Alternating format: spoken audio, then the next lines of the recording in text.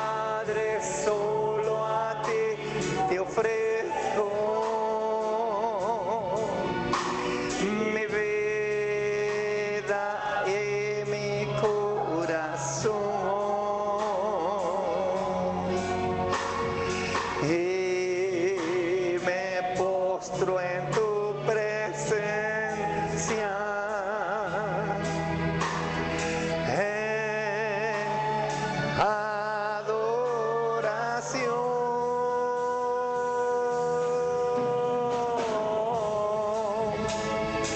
Hijo de Dios,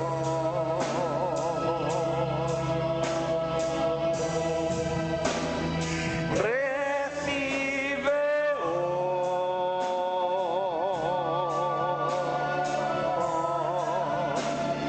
toda la gloria, la honra y honor.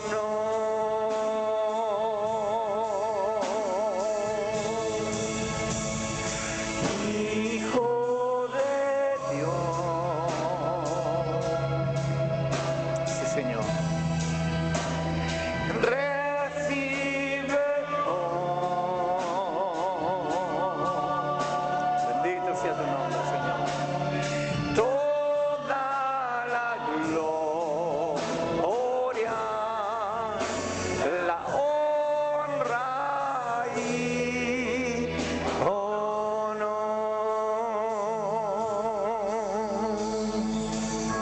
Solo tú lo mereces, Señor. Solo tú mereces toda la gloria, toda la honra y toda la alabanza, porque solo tú eres el Señor de nuestras vidas. Señor, gracias por esta oportunidad, un nuevo día, de poder estar reunidos en torno a tu presencia, para conocer más de ti, Señor, para que tú nos enseñes. Nuestros corazones están abiertos de par en par, Señor.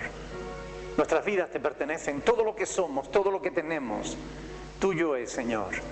De ti lo recibimos cada día por tu misericordia, por tu gracia y por tu amor. Sé tú, Señor, en esta noche ministrándonos por medio de tu Espíritu Santo.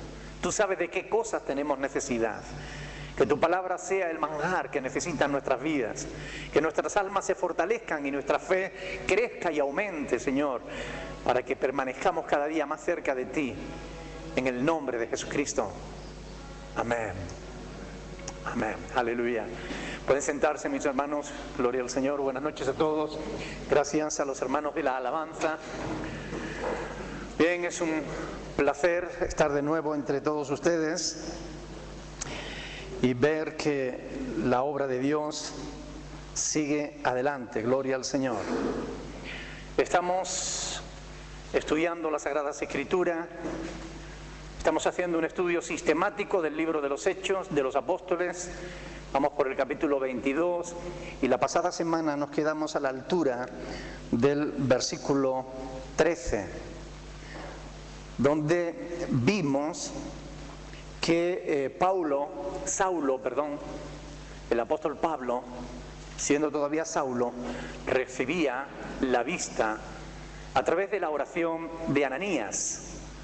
Y estuvimos hablando sobre la sanidad, esta sanidad del apóstol Pablo, y hablamos de la sanidad espiritual en general y de los errores que hay en torno a ella.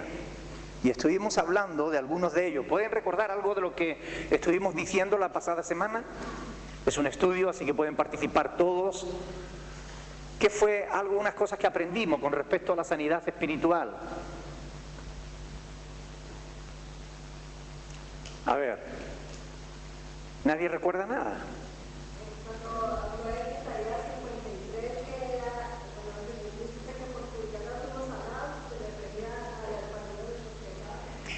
Eso es decir, que muchas veces se interpretan mal Isaías 53:4, haciendo énfasis en la sanidad física, cuando en realidad el pasaje habla más de la sanidad espiritual, y si se refiere a la sanidad física, vemos que Mateo capítulo 8, verso 17, veíamos que era el cumplimiento de esa profecía, ¿verdad? Pero muchas veces se interpreta mal la Escritura por no tener en cuenta el contexto de cada uno de los textos. Vimos también que es fácil decirle a alguien, tú eres sano, ¿verdad? Declarar una sanidad es fácil, pero que después esa sanidad se produzca es otra cosa. Y como no somos nosotros quienes sanamos, ¿quién sana? Dios. A través de la oración, cuando oramos, si hay sanidad, ¿quién sana? Nosotros, nuestro poder de oración, nuestro poder personal, no, en todo caso sería el poder de Dios respondiendo a nuestras oraciones. Amén. Pero si no sana, es que debimos callar, porque Dios no nos dio palabra para que la dijéramos. Es decir, que Dios, aunque puede sanar a todo el que Él quiera, no siempre sana. Y esta es una realidad que vemos no solo en las Escrituras, sino que lo vemos también a lo largo de toda la historia de la Iglesia, ¿verdad? Dios es soberano. Y cuando oramos para sanidad, tenemos que orar en fe, pero también tenemos que orar teniendo en cuenta una cualidad de Dios, que es su voluntad, su soberanía, que Dios es soberano, y Él a quien quiere sana y a quien no quiere no sana. Pero a aquel que no sana, Dios le da la capacidad, la fuerza, el ánimo para soportar su enfermedad. Amén. Así que veíamos todas estas cosas que están en la palabra del Señor, que debemos orar por los enfermos, pero siempre respetando la soberanía de Dios. Vimos que Ananías declaró sanidad sobre Pablo, pero que el texto dice claramente por qué lo hizo. Porque el Señor Jesús le mandó que así lo hiciera. Por eso es importante que antes de que tú declares una sanidad en alguien, primero recibas una palabra del Señor y después lo hagas. Porque si no recibes la palabra de Dios y la declara, hablaste de tu propio corazón, y eso no agrada a Dios, como vimos la semana pasada. Amén. Bien, retomamos entonces el texto donde lo dejamos y vamos a leer el versículo 14, 15 y 16. Son los textos donde vamos a meditar a continuación. Hechos de los Apóstoles, capítulo 22, verso 14. Dice: y él dijo, el Dios de nuestros padres te ha escogido para que conozcas su voluntad y veas al justo y oigas la voz de su boca, porque serás testigo suyo a todos los hombres de lo que has visto y oído. Ahora pues, ¿por qué te detienes? Levántate y bautízate y lava tus pecados invocando su nombre. Hasta aquí la palabra del Señor. 3 versículos, pero hay un montón de cosas ahí encerradas que debiéramos tener en cuenta despacito para que no las perdamos la riqueza del texto. Amén. Versículo 14. El Dios de nuestros padres te ha escogido. El apóstol Pedro dice en 1 de Pedro capítulo 2 verso 9 que también nos ha escogido a nosotros, ¿verdad? ¿Tú te sientes escogido por Dios? ¿Te sientes objeto del amor de Dios? Él nos escogió. Dice Efesios, antes de la fundación del mundo. Ya Él nos escogió. El deseo de Dios es que todo el mundo se salve. Pero Él y nosotros sabemos que no todo el mundo se va a salvar. No porque Dios no quiera, sino porque hay quien no quiere salvarse. Pero si tú estás aquí es porque has sido escogido por Dios. Hemos sido una nación santa, un pueblo adquirido por Dios. Dice el apóstol Pedro en 1 de Pedro 2:9, ¿para qué? Pueblo escogido por Dios, ¿para qué anunciemos las virtudes de aquel que nos llamó de la luz, de las tinieblas a su luz admirable? Amén. O sea que hemos sido escogidos, pero con un propósito. A Pablo le dice, ha sido escogido El Dios de nuestros padres te ha escogido, ¿para qué? Para que conozcas su voluntad. Dios quiere que conozcamos su voluntad. No solo que Pablo la conozca. En 1 de Timoteo 2:4 dice que Él quiere que todos los hombres sean salvos y vengan al conocimiento de su voluntad. Ahora, ¿todos los hombres conocen la voluntad de Dios? ¿Todas las personas conocen la voluntad de Dios? No.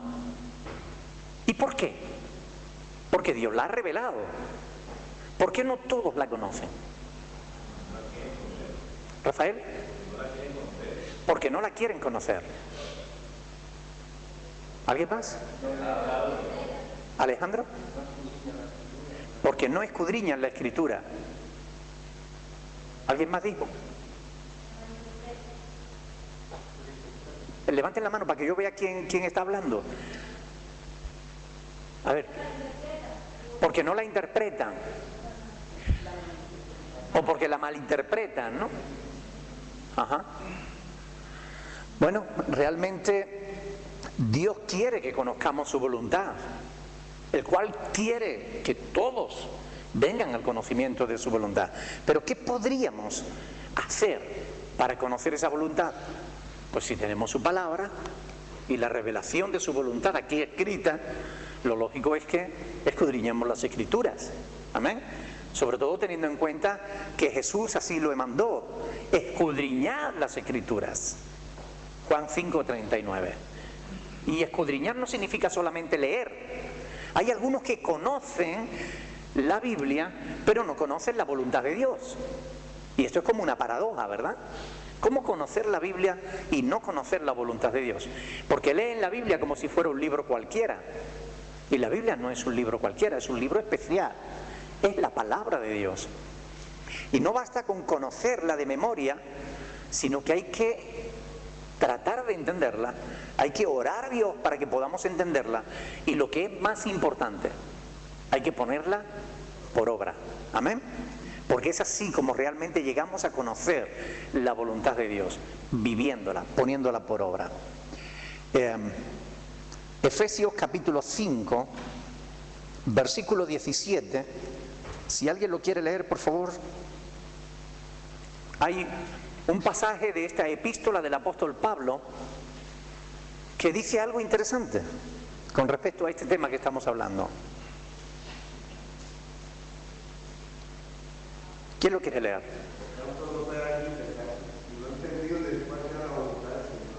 Por tanto, no seáis insensatos, sino entendidos de cuál sea la voluntad del Señor.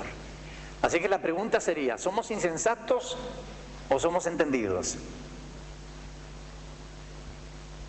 Buen dilema, ¿verdad? Ojalá que seamos conocedores, entendidos de la voluntad de Dios y no insensatos. Un insensato es alguien que no piensa antes de actuar. ¿Ustedes creen realmente que la iglesia en general, hablo a nivel mundial, conocen suficientemente la voluntad de Dios?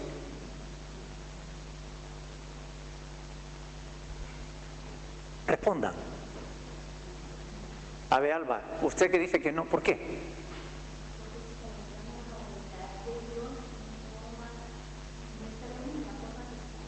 Ajá. Bueno, porque si conocieran la voluntad de Dios no vivirían como viven. Ajá.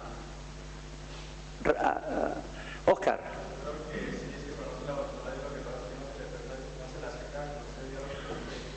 Bueno, él opina que gran parte de la iglesia sí conoce la voluntad de Dios, pero que no le hace caso. Esto es posible. Esto pasa incluso a veces en gente muy comprometida. Conocen la palabra, pero viven como si no la conocieran. ¿Verdad? Nati. Hay una parte de la palabra que dice que la voluntad de Dios es nuestra santificación. Parte de la voluntad de Dios es nuestra santificación. Es decir, que la iglesia se santifique. La cuestión o la pregunta sería: ¿es la iglesia santa? ¿Vive la iglesia en santidad? Bueno, la primera pregunta, ¿es la iglesia santa? Sí, porque ha sido santificada en la sangre del Cordero. ¿Vive en santidad? Bueno, la iglesia es llamada a vivir en santidad. Hemos sido santificados en Cristo, llamados a permanecer en santidad. ¿Ok? Y esto es importante tenerlo en cuenta. ¿Cómo vivimos en santidad? Por medio del conocimiento de la voluntad de Dios. La palabra de Dios nos marca el camino que debemos andar. Y si lo vivimos, si lo practicamos, entonces sí, somos entendidos de la buena voluntad de Dios, que es además agradable y perfecta. ¿Amén? Pero si no la conocemos, o aún conociéndola, no la practicamos, entonces somos verdaderos insensatos. Porque conociendo la verdad, le damos la espalda. Alejandro. ¿Perdón? La principal voluntad de Dios, la general. Lo que la palabra de Dios nos ha mostrado es que Él quiere, como decía antes, en ese texto que yo citaba de memoria, de primera de Timoteo 2:4, Él quiere que todos los hombres sean salvos. Cuando ahí la palabra hombre no es machista, ¿no? Es genérica, ha sido traducida por hombre, pero en realidad la traducción correcta sería que todas las personas, ¿ok?, sean salvas y vengan al conocimiento de su verdad, ¿ok?, de la verdad. Pues no hay más que una, la de Dios. Esa es la voluntad genérica de Dios, que todos seamos salvos y vengamos al conocimiento de la verdad. Cierto que falta conocimiento de la palabra y que aun cuando hay conocimiento falta obediencia a la palabra. Pues ojalá que eso no ocurra en nuestras vidas, que cada día más conozcamos a Dios, conozcamos su voluntad y también cada día más seamos capaces de practicarla. Amén. Seguimos adelante. Aquí se le dice en Hechos capítulo 22, verso 14, dice: el Dios de nuestros padres te ha escogido para que conozcas su voluntad y veas al justo. ¿A quién se refiere aquí? ¿Ananías? ¿Perdón, Tere? A Jesús. Que veas al justo. Y ahí justo está con mayúscula, ¿verdad? Es interesante. Que veas al justo y oigas la voz de su boca. Cristo es llamado aquí el justo. El justo. No un justo, sino el justo.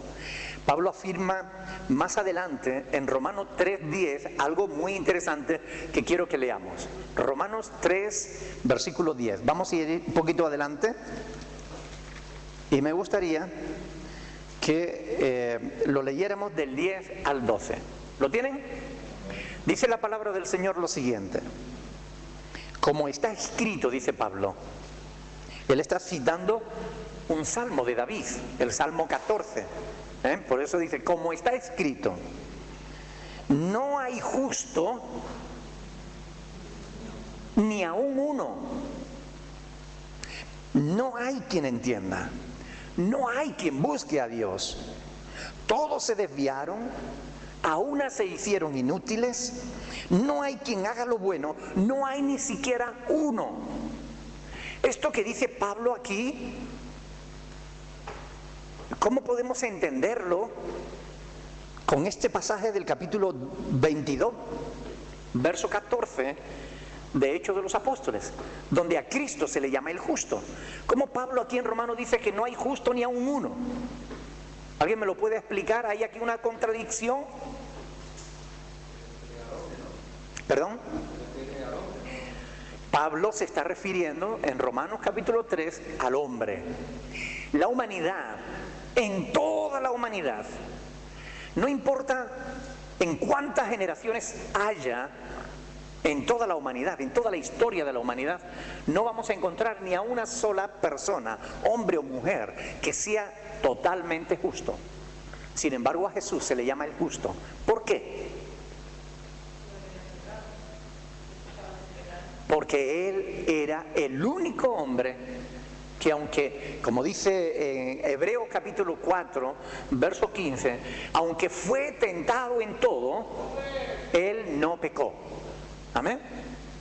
Por tanto, justo realmente no hay ninguno entre los hombres, excepto Cristo.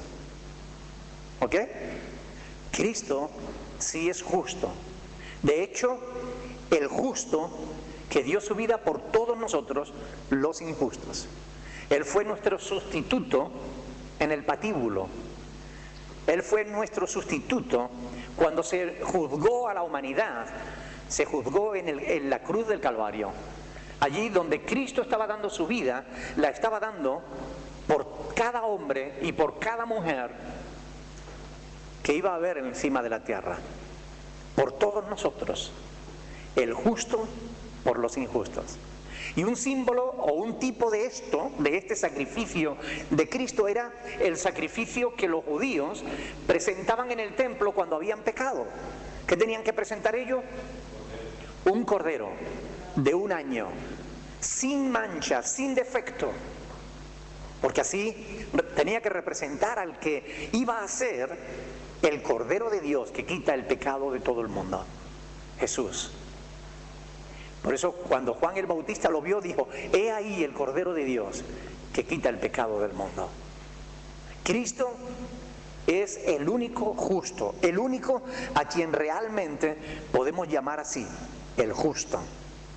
Fíjense en capítulo 3, versículo 14, dice: mas vosotros negasteis al santo y al justo, y pedisteis que se os diese un homicida. ¿A qué se está refiriendo aquí cuando Pedro está hablando? ¿De quién está hablando? Barrabás era el justo, el homicida, ¿verdad? Mas vosotros negasteis al santo y al justo. Este era Cristo, Jesús. Y pedisteis que se os diese un homicida. Este era Barrabás. Pero a Jesús, ¿cómo se le llama? Santo y justo. Porque lo era realmente. En el capítulo 7, verso 52, Esteban, poco antes de morir, apedreado, él dice en el capítulo 7, verso 52: ¿a cuál de los profetas no persiguieron vuestros padres y mataron a los que anunciaron de antemano la venida de quién? Del justo, de quien vosotros ahora habéis sido entregadores y matadores. El justo. La Escritura llama repetidas veces justo a Cristo, porque en Él realmente hay justicia. En el ser humano no, pero en Dios sí. Amén. Así que no hay justo ni aun uno, excepto Cristo. Cristo sí es el justo. Y Pablo dice, Ananías aquí en el capítulo 22, verso 14, que fue escogido para que conociera su voluntad y viera al justo y oyera la voz de su boca. También todos nosotros hemos sido llamados para tener un encuentro personal con el justo, con Cristo, para que conociéramos su voluntad, para que pudiéramos oírle. Cada día debemos oír al justo. Cada día debemos pararnos y decirle: Señor, ¿qué tienes para mí? ¿Qué quieres que yo haga? ¿Cuál es tu voluntad para mi vida? Y cada día el justo, Cristo el Señor, nos dará una palabra para que podamos vivir conforme a su voluntad. Amén. Versículo 15. Porque serás testigo suyo a todos los hombres de lo que has visto y oído. Amén. Pablo fue escogido no solo para salvación. ¿Para qué más? Para ser testigo, es decir, para servicio. Este fariseo recién convertido iba a pasar de perseguidor de la iglesia a siervo de Dios, de perseguidor de Cristo y de los cristianos, a siervo de Cristo y de los cristianos. Cristo le llamó para testificar a los hombres de lo que Él había visto y había oído. Dios no nos llama para otra cosa que para dar testimonio de la experiencia personal que tenemos con Él, de lo que Él hace, ha hecho, hace y hará en nuestras vidas. A veces pensamos que para dar testimonio necesitamos un gran conocimiento de la Sagrada Escritura, pero ¿recuerdan aquel endemoniado gadareno que estuvo entre los sepulcros porque estaba endemoniado? Cuando Cristo lo libertó de aquellos demonios que lo dominaban, Él le dijo: Señor, déjame seguirte. Pero Jesús le dijo: no, mira, vete a los tuyos y cuéntale cuán grandes cosas Dios ha hecho contigo. Quizás ese endemoniado o ex endemoniado no tuviera un gran conocimiento, pero sí sabía algo, que había sido endemoniado y que Cristo lo había liberado. Amén. Y ese testimonio era lo que Jesús quería que él diera. Ve a los tuyos y cuéntale cuán grandes cosas Dios ha hecho contigo. La pregunta en esta tarde es: ¿Cristo ha hecho algo en tu vida? ¿Seguro? ¿Lo dices de verdad? Si Cristo ha hecho algo en tu vida, ve a los tuyos y cuente cuán grandes cosas el Señor ha hecho contigo. Porque este es un mandato que todos tenemos: anunciar las virtudes de aquel que nos llamó de las tinieblas a su luz admirable. Amén. Aleluya. Ahora, aquí en el versículo 15 tenemos un tema muy interesante. Yo quiero que presten atención porque hay mucho debate con esto. Versículo 16. Dice: ahora pues, ¿por qué te detienes? Levántate y bautízate y lava tus pecados invocando su nombre. Es interesante saber que Pablo era fariseo. Lo hemos dicho, ¿verdad? Ya él mismo lo ha dicho en su testimonio anterior. Él era un hombre celoso de la ley. Y el bautismo en el pueblo judío era un requisito que los judíos exigían a los gentiles que querían ser prosélitos. Es decir, cuando un gentil, alguien que no era judío, quería pertenecer al pueblo de Dios, le obligaban a circuncidarse y también le obligaban a bautizarse. Tenían que hacer el rito de la purificación, tenía que ser introducido en agua. Y este bautismo era para arrepentimiento. Pero es Pablo, un judío, fariseo, hijo de fariseo, criado en la ley, conocedor de la ley, practicante de la ley. La verdad es que Pablo pudiera sentirse humillado por este comentario que le hace Ananías. Pero ¿cómo reacciona Pablo? Dice, el contexto que tenemos aquí, en el capítulo 9, vamos a leer el versículo 18, capítulo 9, verso 18, porque ahí vemos el contexto de este pasaje. Hechos 9, 18, dice: y al momento le cayeron de los ojos como escamas, y recibió al instante la vista, y levantándose, ¿qué hizo? O sea, él no puso oposición, no puso pegas. Él se humilló, reconoció realmente que él era un pecador, reconoció que era una persona que necesitaba ser bautizada, a pesar de ser judío, a pesar de ser fariseo, de ser cumplidor de la ley. Él reconoce su inmundicia delante del Señor. Ahora, algunos confunden aquí en este pasaje, versículo 16 de Hechos 22, confunden el tema del bautismo y hablan de que aquí se dice que el bautismo lava los pecados. Vamos a leerlo otra vez para ver si es eso lo que dice el pasaje. Quiero que presten mucha atención, porque es un pasaje que muchos interpretan de esa manera, que el bautismo perdona los pecados. Vamos a leer, dice: ahora pues, ¿por qué te detienes?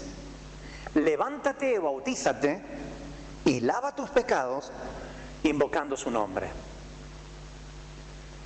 En base a este pasaje, ¿podemos interpretar correctamente que el bautismo lava los pecados? A ver, Alejandro dice que no, ¿por qué? Amén. Y ahí es donde radica el quid de la cuestión. La fuerza de este pasaje no está tanto en el bautismo como en la invocación del nombre de Cristo. Y esto es lo interesante. Volvamos a leerlo. Ahora pues, ¿por qué te detienes? Levántate y bautízate.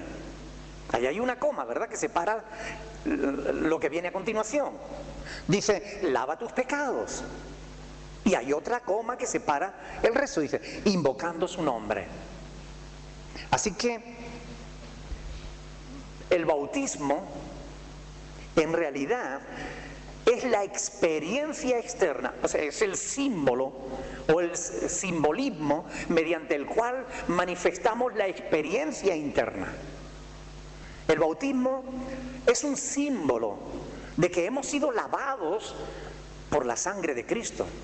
Pero lo que lava nuestros pecados no es el bautismo, sino es el invocar a Cristo como nuestro Señor y como nuestro Salvador.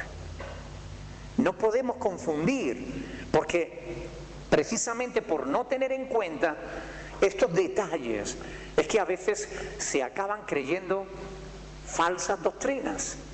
Y es muy importante esto.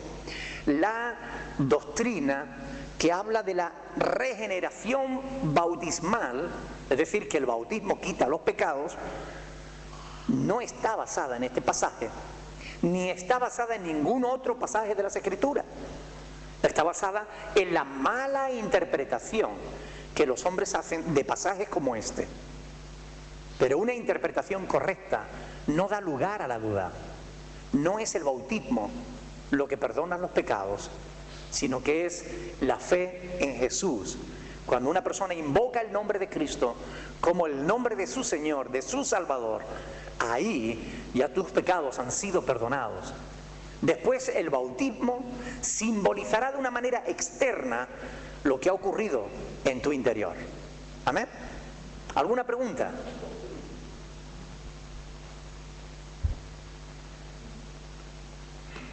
Interesante, ¿verdad? Para poder entender bien un pasaje siempre es importante leerlo una y otra vez detenidamente, parándonos en los puntos, en las comas, deteniéndonos bien para ver qué es lo que el pasaje realmente dice y no lo que nos parece que diga. Mario. Bueno, Juan el Bautista yo bautizo con agua, pero ahora otro bautizar que viene después de mí, que es antes de mí. Entonces, ¿qué relación hay? ¿Tiene que haber una relación una con la otra?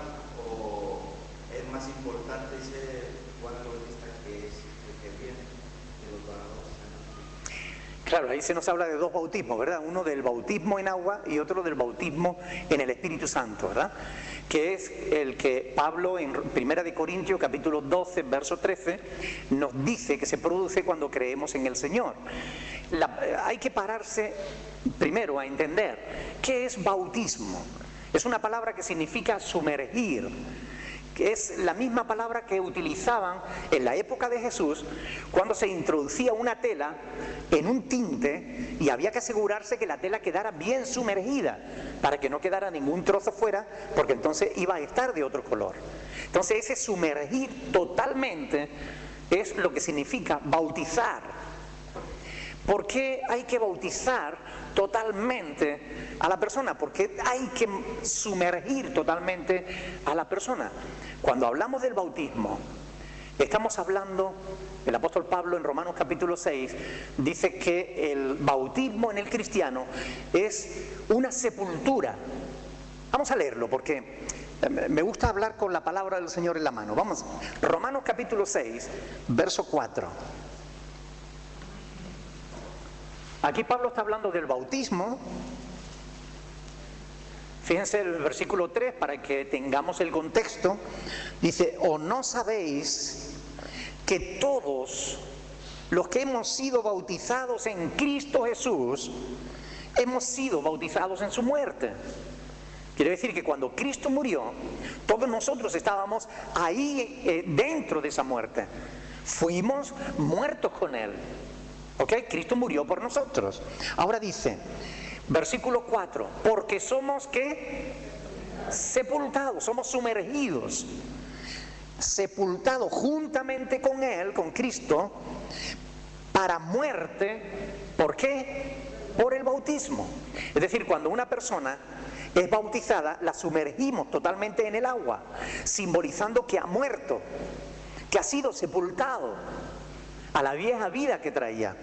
Dice, hemos sido bautizados en su muerte, porque somos sepultados juntamente con Él para muerte por el bautismo, ¿a fin de qué?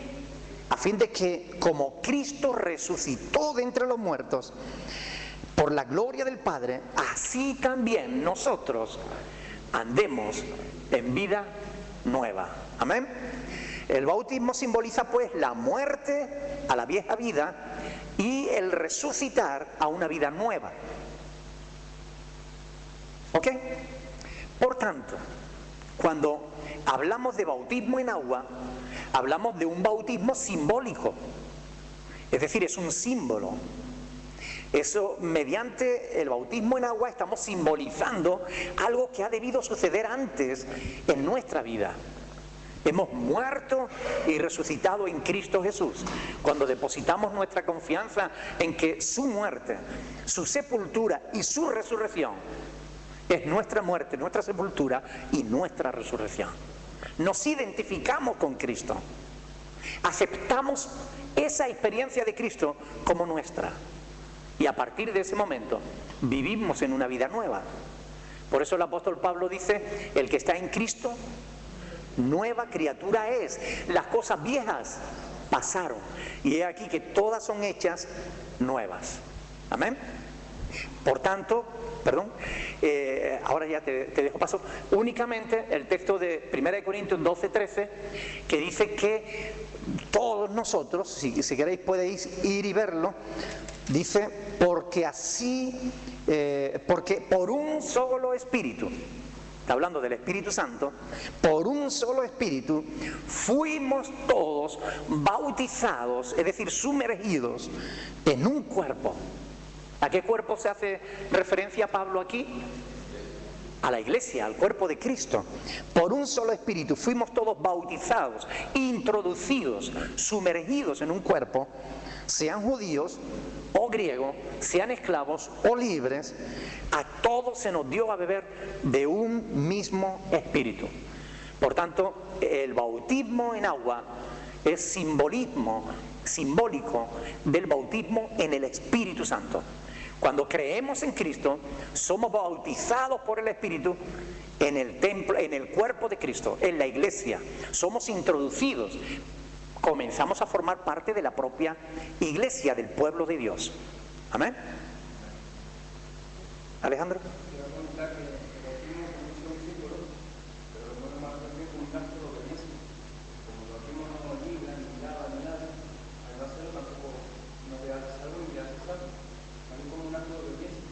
Es un mandato del Señor, es un mandamiento del Señor, por lo cual hay que practicarlo. Es decir, si una persona de verdad ha creído en Cristo como su Señor, como su Salvador, si una persona cree de verdad que el sacrificio de Cristo le libra de la culpa de todos sus pecados, esa persona debe bautizarse conscientemente. No sirve el bautismo que nos hicieron de pequeñitos porque nosotros no éramos conscientes. Pero ya de adulto, si tú crees de verdad en Cristo, debes cumplir ese mandamiento del Señor, de bautizarte. Es un mandamiento. Pero entendamos que el bautismo no te va a salvar. El bautismo es un símbolo de que ya has sido salvo. El bautismo no te va a perdonar los pecados. El bautismo es un símbolo de que tus pecados ya han sido perdonados. El bautismo no es para que comiences una nueva vida. Es un símbolo de que ya comenzaste una nueva vida. El bautismo no es para que hagas algo, sino porque ya Dios lo ha hecho en ti. ¿Lo entienden? ¿Alguna pregunta? Gregorio. Yo hice una pregunta sobre la confirmación y la comunión, ¿qué sentido tiene? Bien, la confirmación tiene el sentido de, es la toma de un nuevo compromiso con el Señor. ¿Recuerdan cuando el Señor Jesús, después de que Pedro le fallara y tal, Él lo llamó y le dijo, confirma a tus hermanos? Es decir, la confirmación es animar a la iglesia a que renueve su compromiso con Cristo. La confirmación es una toma de compromiso, es una renovación de nuestro compromiso con Él. Eso es la confirmación. La comunión es el simbolismo a través del cual nosotros recordamos lo que Cristo hizo por nosotros. ¿Recuerdan las palabras del Señor Jesús en la última cena? El último día que cenó con sus discípulos antes de ser ejecutado. Jesús dijo, este es mi cuerpo, tomó el pan, ¿verdad? Dio gracias a Dios, lo partió, lo dio a sus discípulos y le dijo, esto es mi cuerpo que por vosotros es partido. Haced esto en memoria de mí. Aunque hoy en día parte de la cristiandad trata de recordar el sacrificio de Cristo por medio de imágenes, que es algo que Dios aborrece, porque Dios aborrece la idolatría. El segundo mandamiento de la ley de Dios lo dice claramente. Como Cristo quiere realmente que se le adore, como Cristo quiere realmente que se le recuerde, no es por medio de la Semana Santa, es por medio de la comunión. El participar de ese pan y de ese vino, que son símbolos del cuerpo y de la sangre del Señor. Y Él dijo, haced esto. No dijo hacer otra cosa. Dijo, haced esto en memoria de mí. Así que la comunión es un acto que realizamos para recordar lo que Jesús hizo en favor nuestro. Amén. ¿Más preguntas?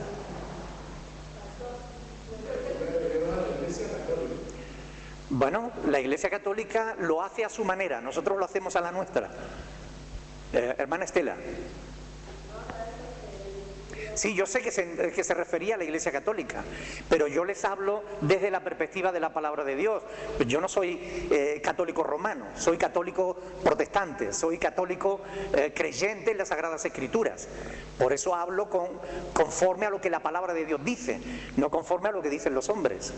No me interesa saber lo que dicen los hombres, me interesa solamente a título de conocimiento, pero para nada más. Lo importante es qué dice Dios en todos estos temas. Más preguntas. Hugo. También hay que tener en cuenta, ¿no? De otras iglesias porque el bautismo no se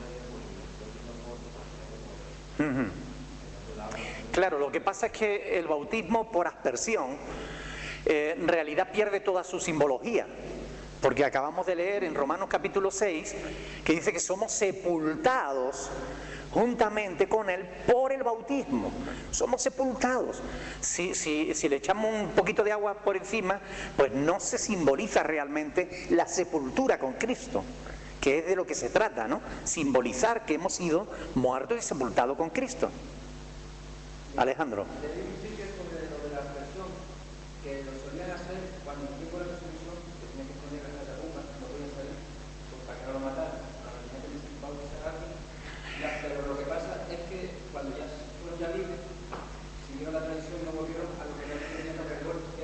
aún en la persecución muchos cristianos se bautizaron por el rito tradicional de la iglesia cristiana, es decir, por inmersión.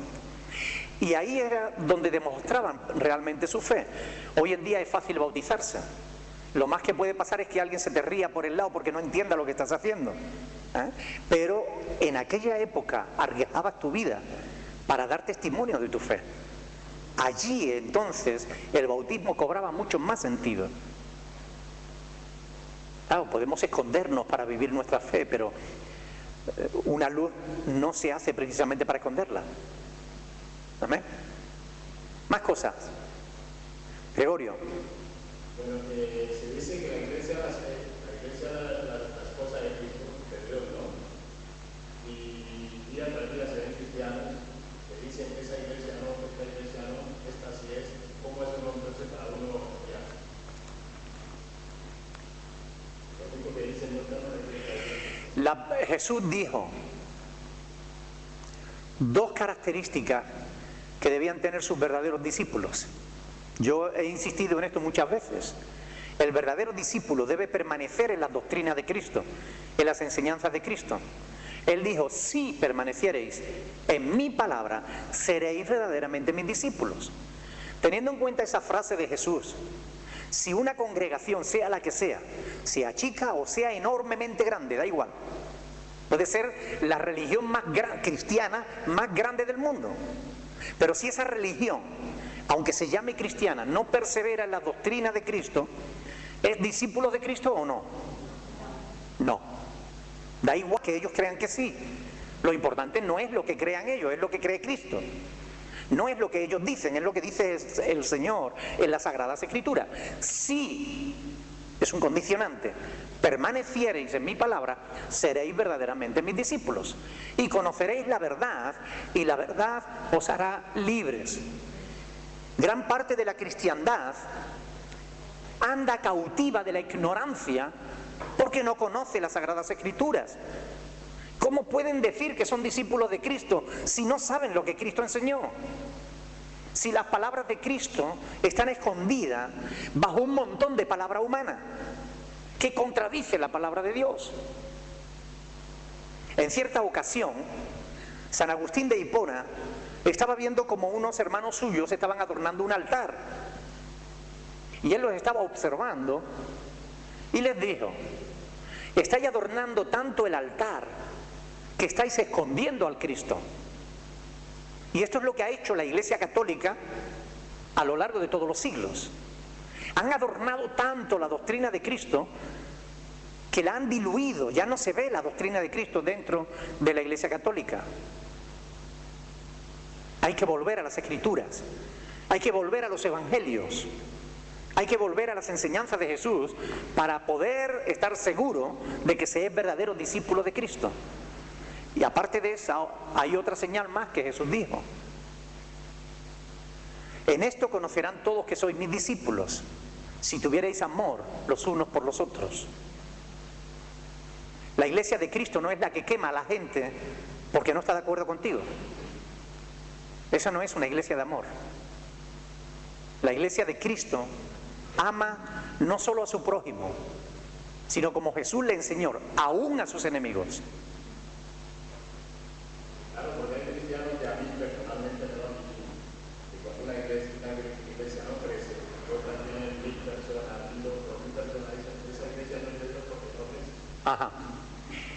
Bien, una mentira repetida por 1000 millones de personas no deja de ser mentira. El número no hace la verdad. No hay ni un solo pasaje bíblico, ni uno solo, que demuestre esa versión. Que a mayor cantidad de personas, mayor verdad. Es más, yo te puedo mostrar un pasaje que lo contradice. Mateo capítulo 7, versículo 21, dice claramente que hay dos caminos, ¿verdad? Perdón, versículo 13. Hay dos caminos, uno ancho por el que va mucha gente y otro estrecho por el que van pocas. Y lo que Jesús nos revela en ese pasaje es que las muchas gentes irán a camino de perdición, mientras que los que van por el camino estrecho, que son menos, van a caminos de vida eterna. Así que Cristo contradice esa versión.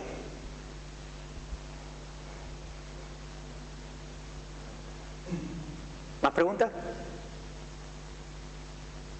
Seguimos entonces. Así pues, estábamos viendo en Hechos de los Apóstoles, capítulo 22, verso 16, que el énfasis, la fuerza de este pasaje, no radica tanto en el bautismo como en el invocar el nombre del Señor. Los pecados de Pablo fueron perdonados, fueron lavados, invocando el nombre del Señor. Nuestros pecados fueron perdonados cuando invocamos el nombre del Señor, cuando acudimos al Señor, cuando depositamos nuestra fe y nuestra confianza en Él. Pero ¿se dan cuenta de lo fácil que es malinterpretar un pasaje si no tenemos cuidado? ¿Significa eso que solo los que han estudiado en un seminario pueden interpretar la Biblia? De ninguna manera. Esa fue la versión de la Iglesia Católica, que solo el magisterio de la Iglesia, es decir, los maestros de la Iglesia, podían interpretar correctamente las Escrituras. Por eso prohibieron que la Escritura pudiera llegar al pueblo común. Gracias a Dios ya cambiaron esa postura. Hoy en día el catecismo católico está lleno de pasajes bíblicos, malinterpretados, pero está lleno de pasajes bíblicos. Están retornando nuevamente otra vez a la Escritura. Ojalá un día abandonen sus malas interpretaciones, las falsas interpretaciones del magisterio católico y vuelvan a la interpretación correcta y sencilla de las Sagradas Escrituras. Pero es así, es fácil equivocarse. El Espíritu Santo y la Biblia es todo cuanto tú necesitas para interpretar correctamente la palabra de Dios. Ahora, eso sí, hay ciertas normas a tener en cuenta. Hay ciertos principios que debemos conocer, por ejemplo, como lo que hemos dicho, ¿no?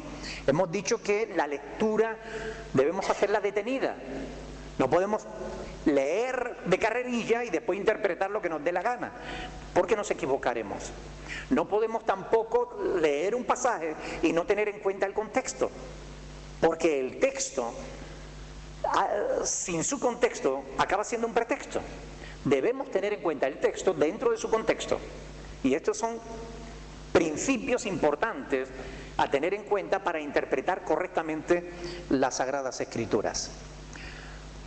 Ahora, Pablo hasta aquí, relatando su testimonio, lo que está diciendo a su auditorio es que todas las cosas, su conversión, su ministerio, su mensaje, eran de origen divino, no eran cosas que él se hubiera inventado. Él está dando testimonio de que fue Dios el que le salió al encuentro, de que es Dios quien le cambió la vida, de que es Dios quien le cambió su misión. La misión de Pablo cuando era Saulo era perseguir a la iglesia, pero Dios le cambió su misión y lo puso a defender a la iglesia, a propagar a la iglesia. Pablo lo que está diciendo con todo esto es: no pude hacer otra cosa que lo que hice. No pude por menos que hacer lo que tenía que hacer. Antes de llegar a Ananías, cuando le dio el Evangelio, bueno, en la historia de Pablo hay diferentes momentos en los que él tiene revelación de parte del Señor. Indudablemente allí en el camino a Damasco él tuvo parte de su revelación, pero ahí fue una revelación breve donde Dios le daba unas directrices que él tenía que seguir. Tenía que ir a Damasco, tenía que ir a la calle de la derecha, buscar a uno que se llamaba Judas y posar allí, hasta que después llega Ananías y le da otra parte más de la revelación de Dios para su vida. Dios te ha escogido a ti para que seas testigo ante mucha gente, etc. Y después, posteriormente, Pablo va a estar en el desierto por 3 años y allí Dios le va a mostrar todo lo que Él tiene para él, ¿no? O parte de lo que Él tiene para él. Y Pablo, en diferentes momentos, a lo largo de su ministerio, testifica de eso, de que lo que Él predica, su mensaje no fue que ningún hombre le enseñara, sino que fue por revelación de Dios. sea, Dios mismo le mostró a Pablo lo que él tenía que predicar y que enseñar. Amén.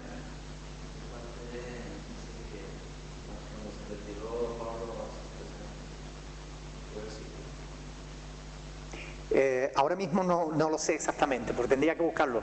No sé si es en Gálatas, creo que es en Gálatas, en el capítulo 1 de Gálatas, pero tendría que confirmarlo. ¿Ok? Bien, seguimos adelante. ¿Alguna otra pregunta? ¿Más? ¿No? Seguimos entonces. Versículo 17 hasta el 21. Dice: y me aconteció, vuelto a Jerusalén, que orando en el templo me sobrevino un éxtasis, y le vi que me decía: date prisa y sal prontamente de Jerusalén, porque no recibirán tu testimonio acerca de mí. Yo le dije: Señor, ellos saben que yo encarcelaba y azotaba en todas las sinagogas a los que creían en ti. Y cuando se derramaba la sangre de Esteban, tu testigo, yo mismo también estaba presente y consentía en su muerte, y guardaba la ropa de los que le mataban. Pero me dijo: ve, porque yo te enviaré lejos a los gentiles. Amén. Bien, ahí dice Pablo que él, vuelto a Jerusalén, recuerden que él está contando su testimonio, no se refiere en este momento en el que él estaba en el templo, no, se refiere la primera vez que él había ido al templo, cuando él se convierte, ¿no? Dice: me sobrevino un éxtasis. En la versión de 1909, la Reina Valera de 1909, perdón.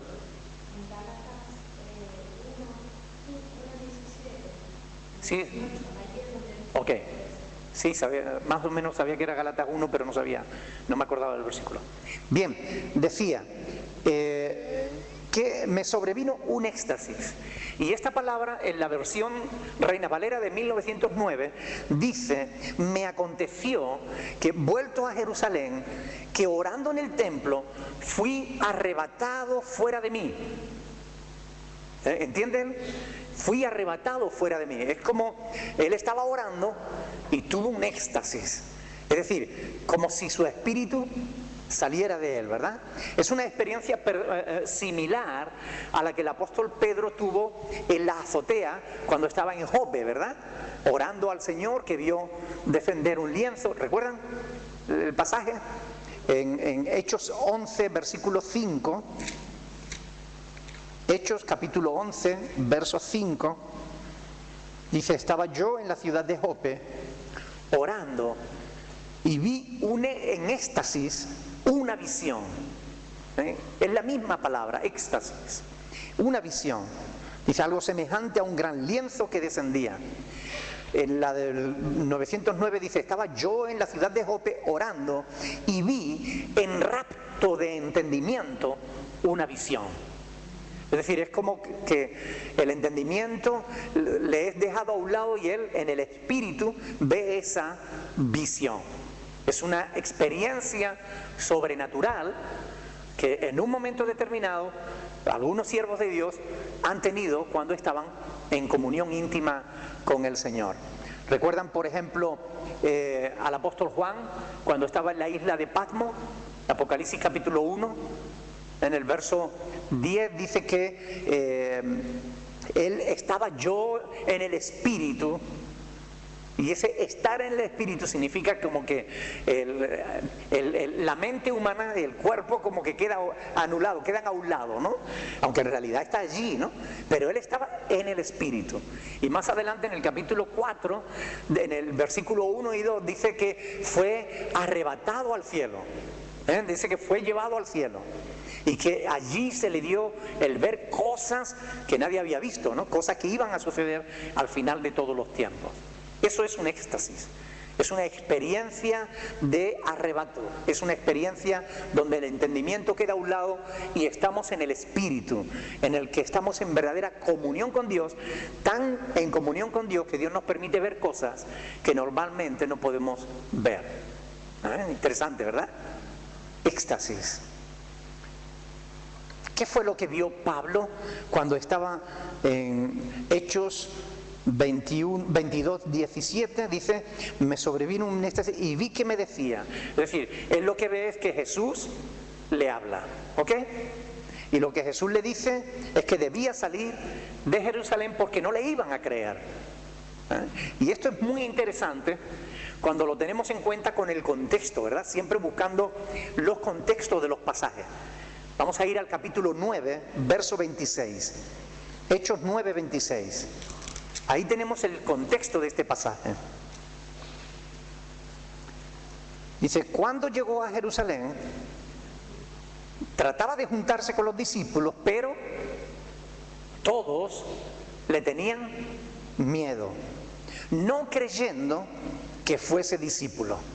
Entonces Bernabé, tomándole, lo trajo a los apóstoles y les contó cómo Saulo había visto en el camino al Señor, el cual le había hablado, y cómo en Damasco había hablado valerosamente en el nombre de Jesús. Dice, y estaba con ellos en Jerusalén y entraba y salía y hablaba denodadamente en el nombre del Señor y disputaba con los griegos, pero estos procuraban matarle. Cuando supieron esto los hermanos, lo llevaron hasta Cesarea y le enviaron a Tarso. Es decir, Dios le dijo, Jesús le apareció en visión y le dijo, mira, salte de aquí porque no van a recibir tu testimonio. Por eso Pablo está contando su experiencia, está mostrándole a aquellos judíos que él siempre fue temeroso de Dios. Cuando estaba en el judaísmo y ahora en el cristianismo, seguía siendo temeroso de Dios. Él hacía lo que Dios le decía que debía hacer. Ahora bien,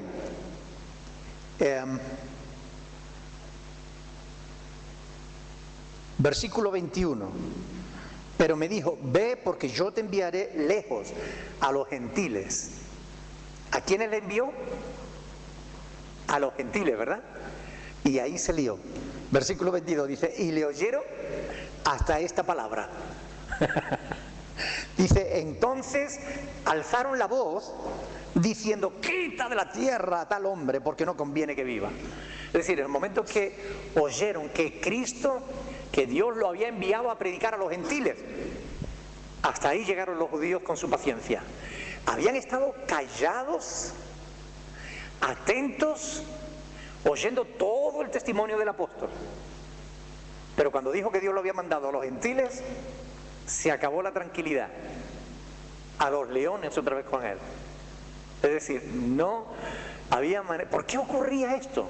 ¿Por qué los judíos reaccionaban de esta manera? A ver, ¿alguien que lo diga? A ver. Porque eran muy religiosos. Sí, pero no era esa la razón. Ellos pensaban que eran el único pueblo escogido y que nadie más iba a salvarse si no se hacía judío. Si alguien quería salvarse, que se hiciera judío. Pero un gentil, o sea, que iba a ser enviado a los gentiles, de eso nada. A los gentiles. Ellos odiaban a los gentiles. Ellos eran muy nacionalistas. Siguen siendo, en la actualidad, muy nacionalistas. Parte de ese nacionalismo es lo que ha producido ese sentimiento antisemita en todo el mundo. La gente odia a los judíos, simplemente porque los judíos odian a la gente.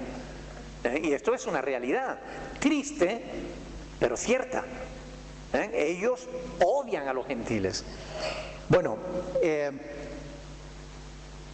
no sé si habrá alguna pregunta porque el tiempo se nos ha pasado. Si lo dejamos aquí y seguimos la próxima semana, si Dios quiere, con la meditación de este pasaje. Pero quisiera saber si tienen alguna pregunta para que no la dejemos ahí en el tintero.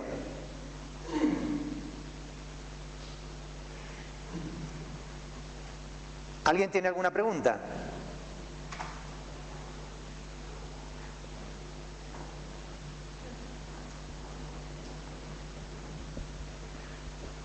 No hay ninguna pregunta. Bueno, pues si quizás alguna de las personas que nos están viendo por internet tiene alguna pregunta, puede escribir al correo info@iglesia-berea.com y ahí puede poner sus consultas, sus dudas, sus preguntas, y el próximo jueves, si Dios quiere, Dios mediante, podemos responderlas desde aquí. Así que nada más, vamos a ponernos de pie, vamos a orar al Señor dándole gracias por esta oportunidad de poder seguir escudriñando las Sagradas Escrituras semana tras semana.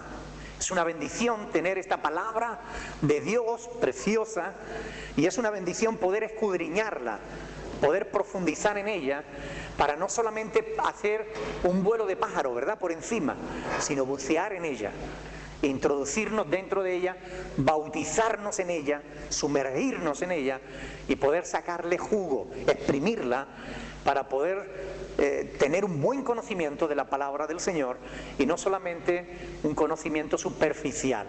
Así que vamos a darle gracias al Señor por la oportunidad de poder meditarla semana tras semana. Y alguien, por favor, que nos despida en oración. Adelante.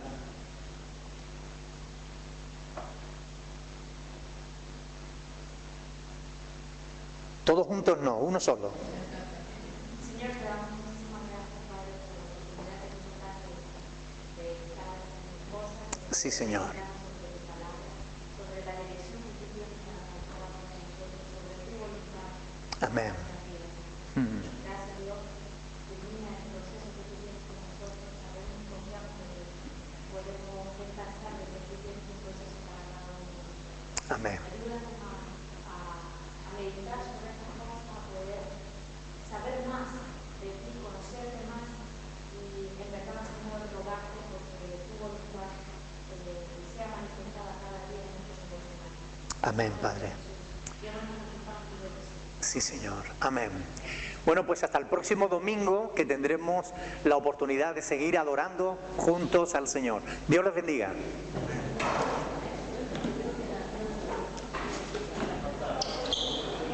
¿Cómo estás? Muy bien, me pongo a buscar libros de hecho para...